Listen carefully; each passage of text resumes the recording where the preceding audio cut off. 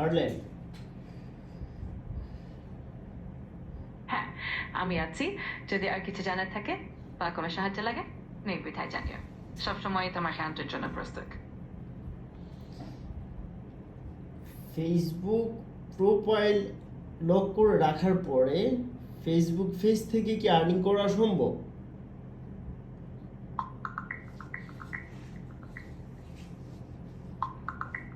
Facebook profile lock করে রাখার ফলে আপনার ব্যক্তিগত তথ্য নিরাপদ থাকে, তবে এর ফলে ফেসবুক থেকে আয় করার সুযোগ কমে যায় না। আপনি যদি ফেসবুক পেজ ব্যবহার করেন যেটা পাবলিক থাকে, তাহলে সেখান থেকে সহজেই মনিটাইজেশন করতে পারেন।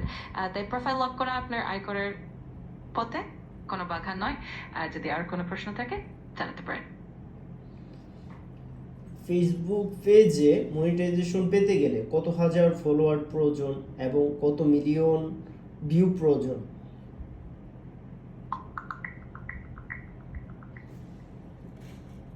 ফেসবুক পেজ মনিটাইজেশন পেতে হলে তোমার পেজে কমপক্ষে 10,000 ফলোয়ার থাকতে হবে।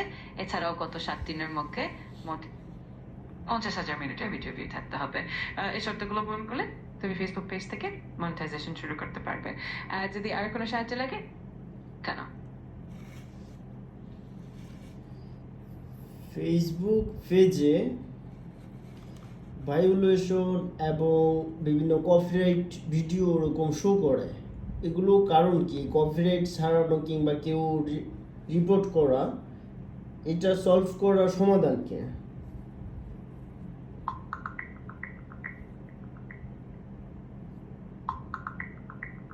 ফেসবুক পেজ থেকে ভিডিও মনিটাইজেশন পেতে গেলে কিছু নির্দিষ্ট শর্ত মেনে চলতে হয়।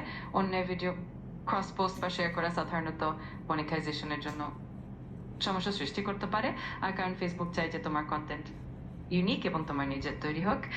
তাই নিজের তৈরি কন্টেন্ট শেয়ার করা সবসময় নিরাপদ এবং মনিটাইজেশনের দিক থেকে উপকারী।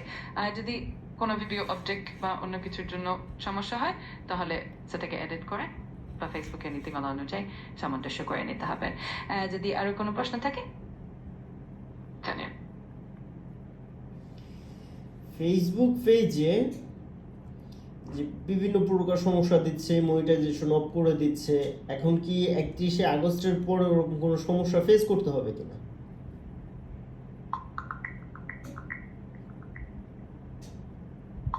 ফেসবুক পেজের ভিডিও মনিটাইজেশন যদি থেমে যায় বা কোনো সমস্যা হয় তাহলে প্রথমে ফেসবুকের মনিটাইজেশন নীতি এবং শর্তগুলো ভালোভাবে চেক করে দেখা উচিত।